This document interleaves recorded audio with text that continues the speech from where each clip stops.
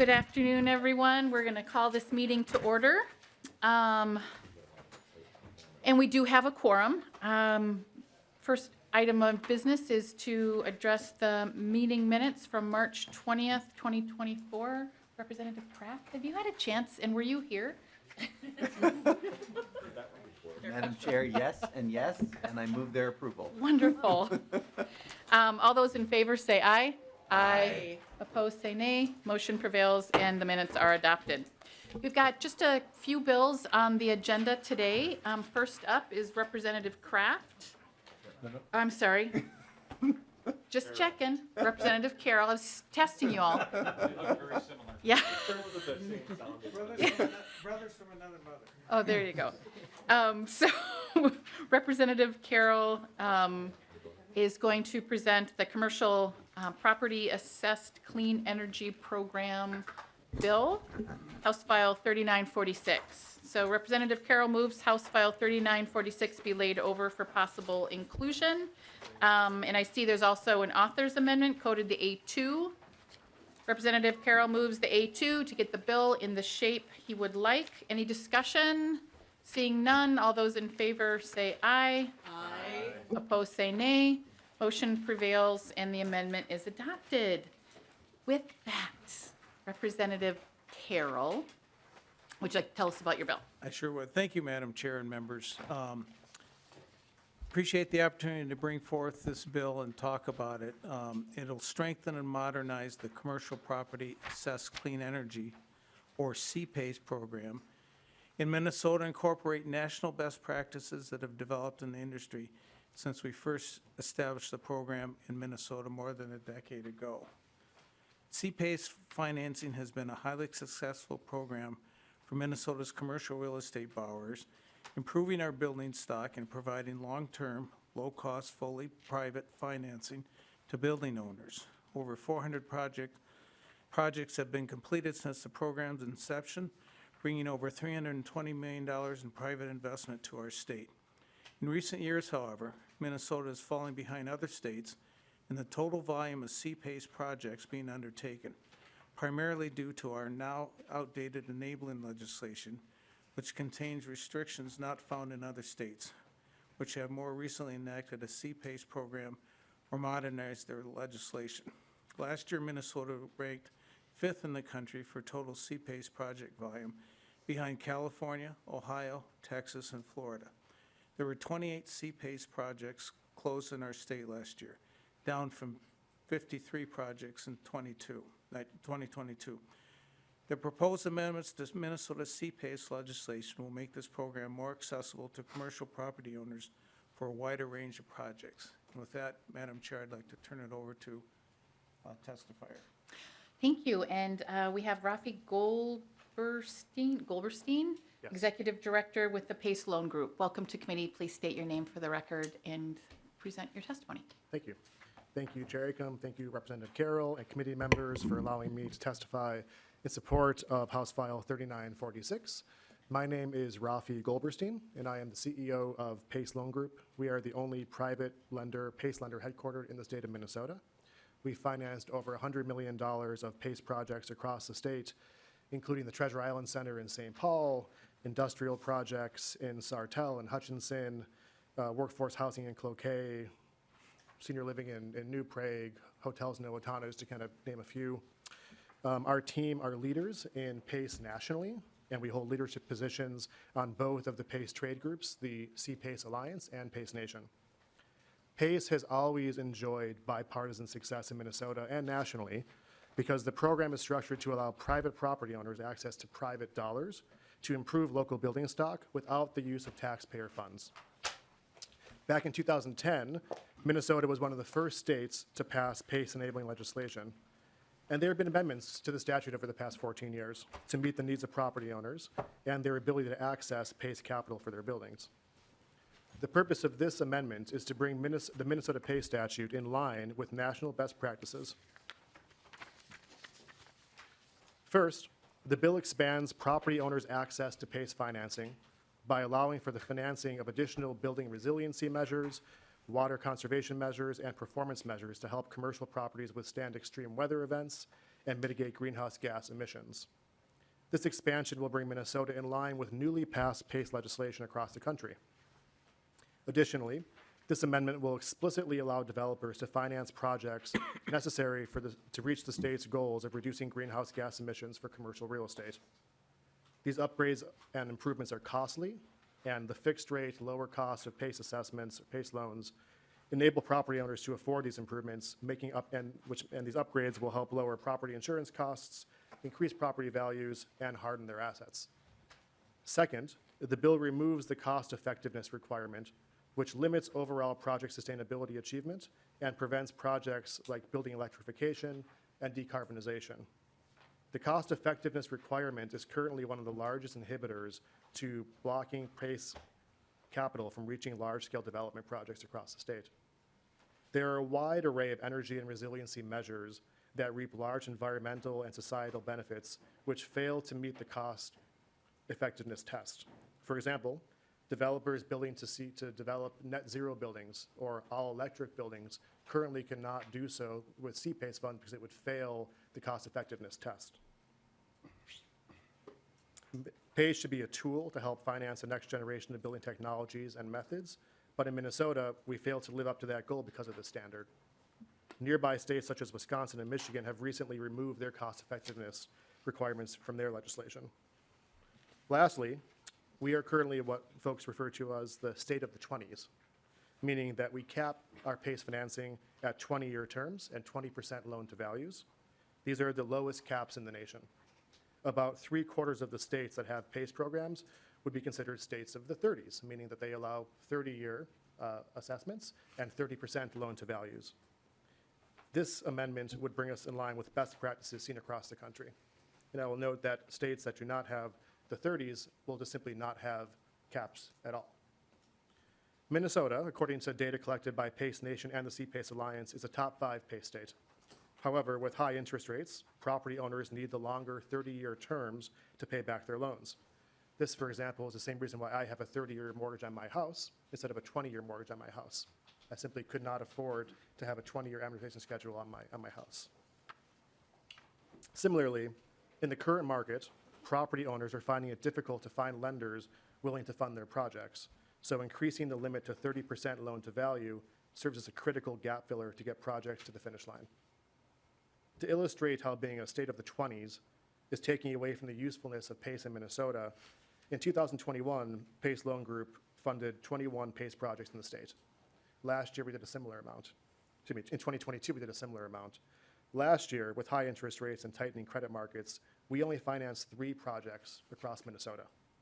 All of our other PACE projects were in other states where the PACE parameters did not restrict us to 20 years or the 20% loan to value.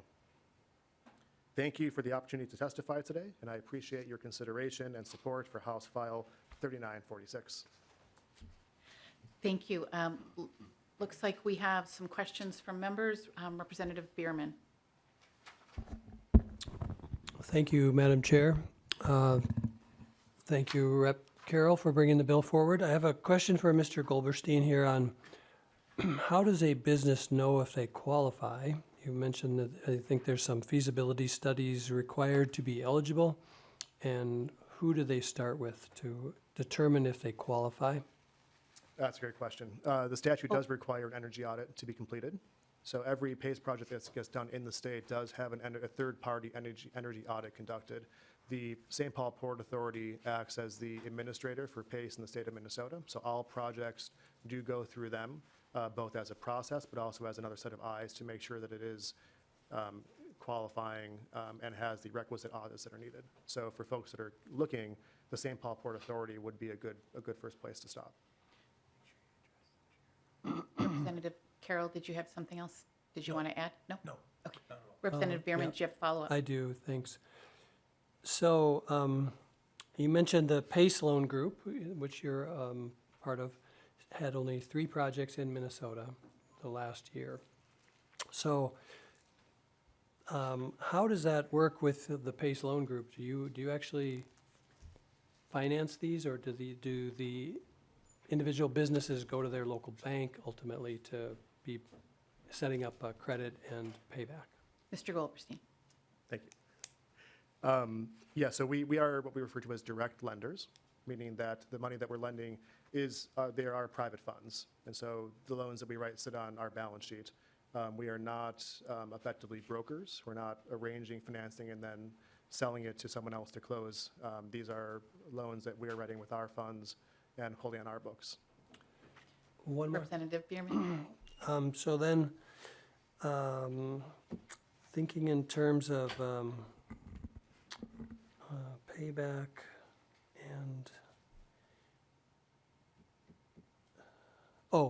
so I was also wondering about when you go in and do an energy audit for a building, maybe the entity and owners think they have something in mind they want to do. Do you do a cumulative audit over all, the entire building on all types of energy services and needs, and then come up with a plan that you would suggest? Or is it more owner involved where they say, I want to put solar panels on my rooftop and I don't want to do anything else? How do you handle that? Mr. Goldberstein? Thank you. When we approach for that scenario, we largely will follow the guidance from our clients. And so folks will come to us and say, hey, I want to make my property more energy efficient. What do you suggest, given your experience in the field? In which case, we are happy to provide suggestions to how they can increase their building standards. Other people come to us and say, hey, I'm a private developer. This is a source of funds I can use to finance my project. Here's what I'm building. Hard stop. Do I qualify for PACE or not? So we deal with both depending on what the client's looking for. One more question. Representative Bierman? So, are you a nationwide company working in all states, or are there some states you're focused more on? And, what area of the country are you seeing the most business from? Mr. Goldberstein? We are a nationwide lender, so wherever PACE is enabled, we do lend, and PACE is enabled on a state-by-state basis. Where we are primarily focused, and we truly do lend coast to coast, because we're based in Minnesota. I'd say we have a fairly large footprint across the Midwest. So, we do a lot in Minnesota, we do a lot in Wisconsin, a lot in Michigan, a lot in Nebraska, but it could take us, we're closing a deal tomorrow in Alaska, for example. We go wherever our clients take us. Thank you. Great. Next, Representative Swazinski. Thank you, Madam Chair. And then my question would be to the testifier. So you mentioned that you have done three loans in Minnesota last year. Are there other entities, other banks that are essentially in this market as far as doing PACE loans, and are they doing loans in the state? Mr. Goldberstein? Yeah, so there are, so Minnesota is an open market, so anyone can participate in PACE. There are local banks and credit unions, for example, Spire Credit Union, they are large originators and holders of CPACE. I think the distinction is that they tend to do smaller balance programs and shorter term programs. And so the other projects that were done in the state were probably average loan sizes of less than $1 million is my guess. Representative Swazinski? Thank you, Madam Chair. So just how many PACE loans do you think are being done per year in Minnesota? Mr. Goldberstein? Do you have I'd have to any get idea? back to you. I would think that in a more typical year outside of 2023, we'd probably see somewhere in the realm of 30 to 40, no less, per year. Representative Swazinski? Thank you, Madam Chair. One of the answers you gave was that the average, maybe from a Spire standpoint, would be less than $1 million. What would be your average loan amount through year three that you did? Mr. Goldberstein?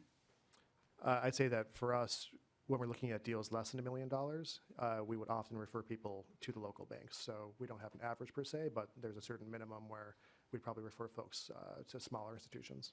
Representative Swazinski? Thank you, Madam Chair. How large were the three that you did? Mr. Goldberstein? On average, they're probably between $2 and $8 million. Okay. Thank you, Madam Chair. Representative Swazinski? Yes, thank you, Madam Chair. And then was the length of the loan that you're allowed to give for those larger projects a limiting factor? And then what kind of projects do you think you would be able to capture with the increased, by eliminating the cost effectiveness requirement and then also increasing the length? How large do you think of loans do you think would be captured by your entity if this was to pass? Mr. Goldberstein? I think I captured most of the question, but The 30-year amortization and the 30% loan to value would significantly increase volume in two considerations. One is just from a 30% loan to value perspective, you're just going to see larger deals in general. So for example, we wrote a $20 million PACE loan on the Four Seasons Hotel in downtown Minneapolis. So, we can do 20, 30, 40, $50 million PACE loans. That obviously increases with the loan to value consideration. The other consideration is the 30-year amortization significantly makes the underwriting easier to achieve when you're able to amortize that PACE loan over 30 years as opposed to 20 years. So we will see significantly more properties qualify for PACE than they currently do by expanding to 30 years. To give an exact range of dollar amounts, it's hard to say. It really is a very wide spectrum. Representative Susan. Thank you, Madam Chair. And just to finalize, you mentioned a couple times that you keep these loans on your books. Do you not tranche these projects and sell them? Or do you actually keep them on your books? Mr. Goldberstein. They're actually on our books. Okay. Representative Rarick.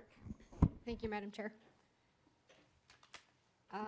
So you had said that the reason that there's challenges is because we in Minnesota care about it being cost effective and because the year of the loan, 20-year versus 30. I get that part. My concern is the cost effectiveness. Can you tell me if we're doing this opportunity for commercial property, so you've got businesses that are renting that typically, or maybe they're residing or using that property. Since we're no longer considering cost effectiveness, that's going to be an additional cost to do business. The states that are doing this, what are you seeing as far as increases in cost of product, cost to bring things to market? Mr. Goldberstein. I don't think we're seeing, as it relates to PACE, I don't think we're seeing a specific increase. I think what we're seeing are people that are interested in doing all-electric buildings or net zero buildings, as an example, and those may not pay for themselves over the course of a 20 or 30-year period, but there are still mission-driven developers that want to build those buildings.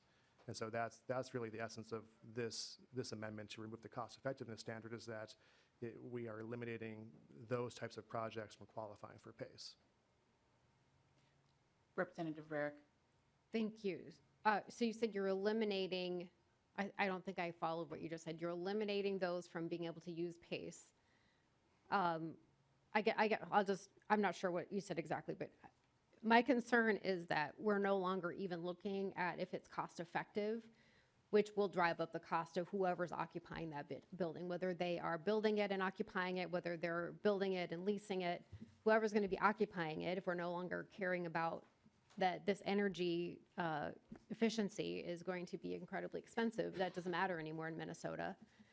We already have, it is one of the most difficult places to do business already in Minnesota because of high tax, high regulation, and other things. And so now we're going to have buildings that are more expensive to occupy if you're leasing it or if you're owning it and using it, because we're not even considering cost effectiveness. So I'm asking, when this model has been implemented across the nation, what kind of increases to products or services are you seeing as a result of this? Mr. Goldberstein, and maybe I will also, before I pass it to you, does the amendment preclude looking at cost effectiveness at all? Or is that a criteria that is still being looked at within projects? Mr. Goldberstein. Yes, thank you. So cost effectiveness is certainly still reviewed. And I'll point out that any bank that holds a mortgage on a property must consent before a PACE loan can be written. And so the bank or the mortgage holder will not consent to PACE unless they deem it to be cost effective. So there is another party at the table that has to sign off on this and has to be okay with the special assessment coming onto the property. Further, the energy audit is required. And so I think the notion of these not being cost effective is not completely accurate. I think what the statute is, the amendment is attempting to do, is to ensure that projects are not being excluded from eligibility. And I think I misspoke before, because they likely might not hit the cost effectiveness standard, again, like a green, a net zero building or an all electric building. Representative Rarick. So Madam Chair, I'm confused as to why we're striking it from statute if it doesn't seem to be a hindrance.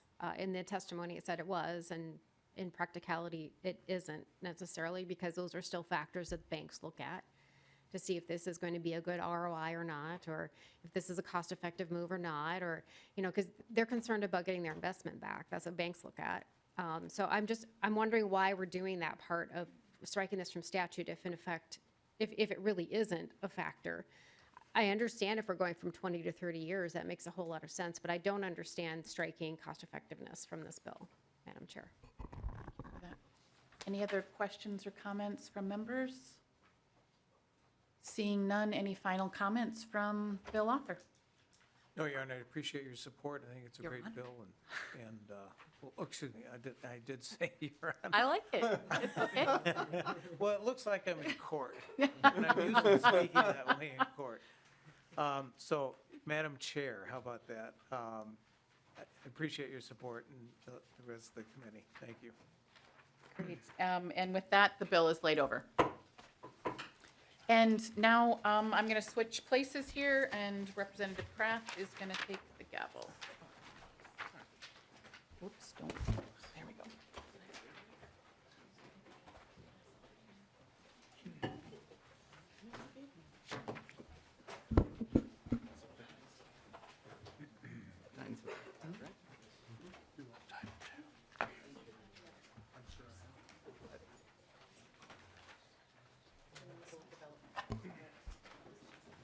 All right, Madam Chair, do you want to move your bill?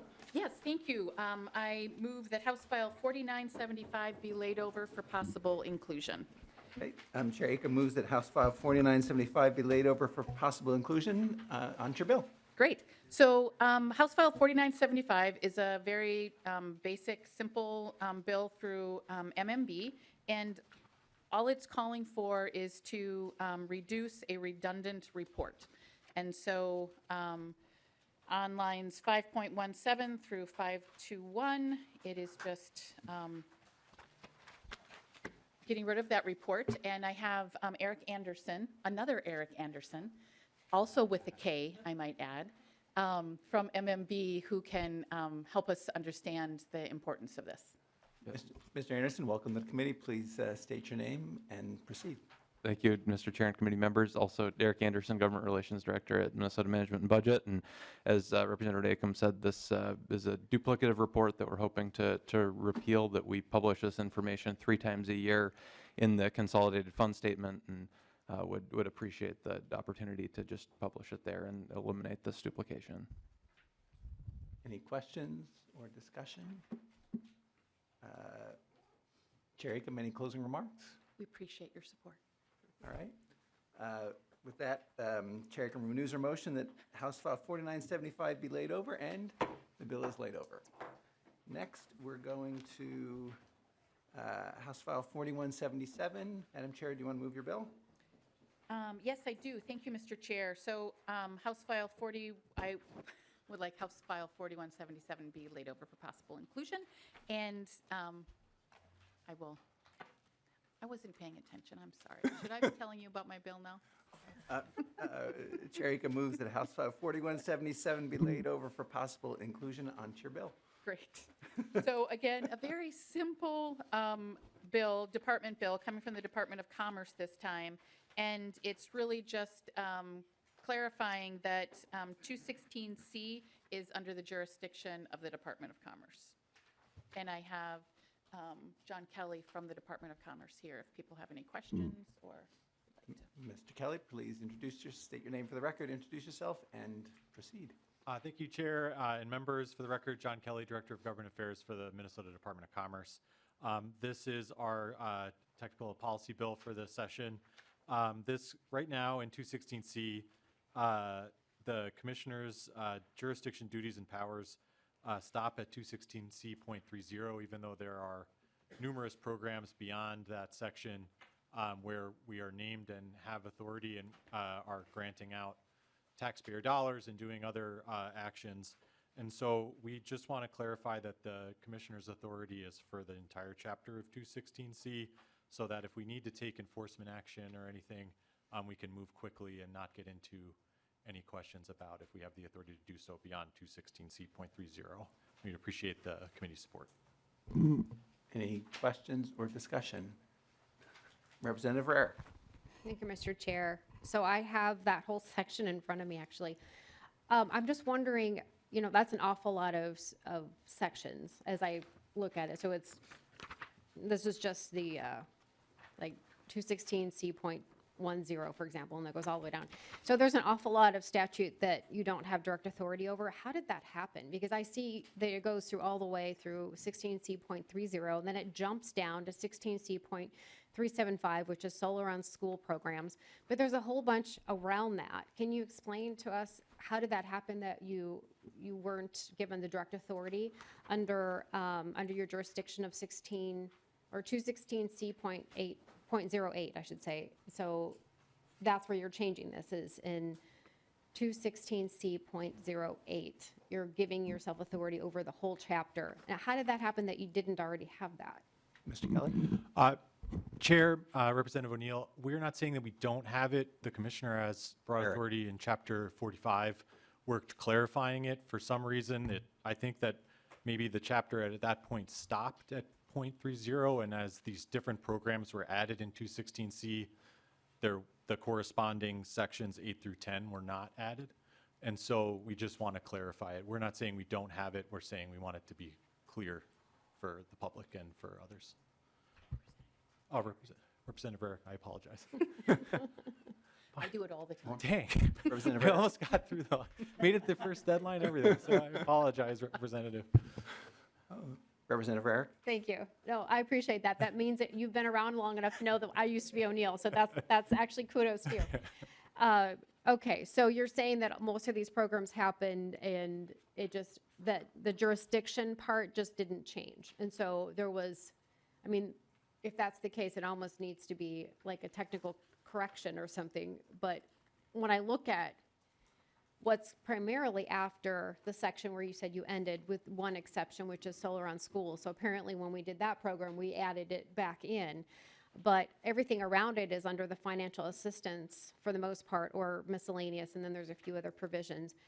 So I'm wondering, I did not look up all of the statutory references to see, and I know we have Mr. Eloff here today, and I don't know if he's looked at them, but I'm guessing that these are fairly new, like in the last few years, this whole section from 216C.34 all the way to the end of the chapter.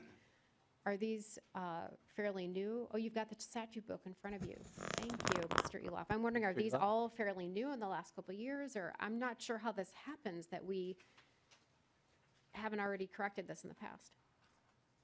Mr. Chair, Representative Rarick, I just looked at the sections, as you mentioned, between 216C 30 and 375, and all of them seems to have been added to the statute book 1980 or beyond, except for, there are two references, and I've never seen this before. It's in the history line, EX 1979. I'm not exactly sure what that means. But I didn't look through the rest of the chapter. How it happened, I don't know. It's a housekeeping bill, really, in essence. And a lot of times we don't pay attention to that when we're more interested in the substance of what we're passing than the procedural aspects of it. Representative Rarick? Thank you, Mr. Chair and Mr. Eloff. It's just, so all the way back to 1980 something, so that seems odd. Well, there you go. I guess we do a lot of things very quickly and don't always pay attention to the details, so here we are. It's odd. Let's just say this is really odd that we have to do this, but thank you, Mr. Chair. Okay. Mr. Kelly, did you have a comment? Yes, Mr. Chair and Representative Rarick, we would agree. A lot of the programs that are in the statute beyond 30 are from last session, where there are a lot of different programs that the department is now doing. 375 was added last year's omnibus. We clarified a number of things in Solar for Schools. We clarified the types of tribal schools that are eligible. We clarified that cooperative schools are eligible for Solar for Schools.